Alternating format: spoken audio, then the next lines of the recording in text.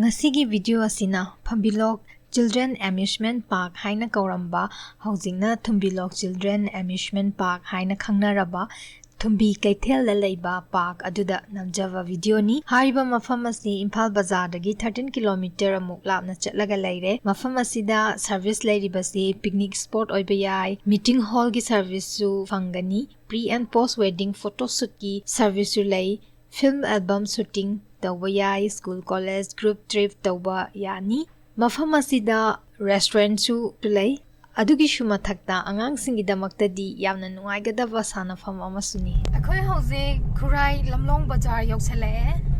Khurai Lamlong bazar sigi hek mamang sina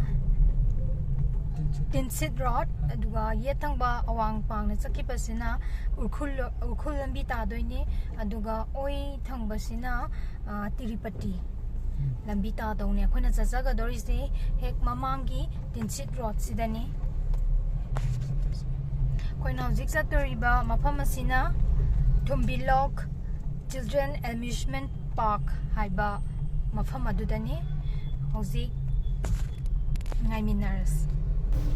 Thumbilok Children Amusement Park asi angang singi sanafam su yamna leiba mafam ni duga atopa picnic to yaba mafam su amani and mafam ase pampitana leiting laga Fazana semba mafamni adu aikhoina mamangdasu angangsinggidamakta video ama semjaraga mafam asigi sanabasing utlaga video ama thagachakhrabani madu yengbiningladi mathakta pijariba link asidagi yengbiba yagani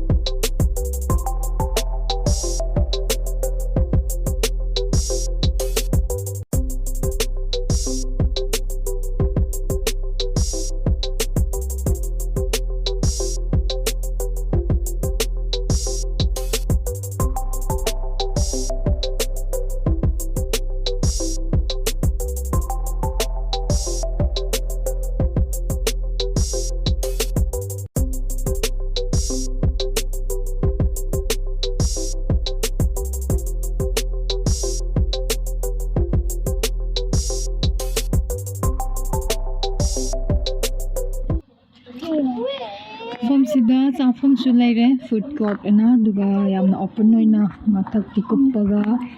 yam space yamna phajana leiraga tharaga leire chafam jam nungani mafam jam pa haita I found one, you found one. If I move.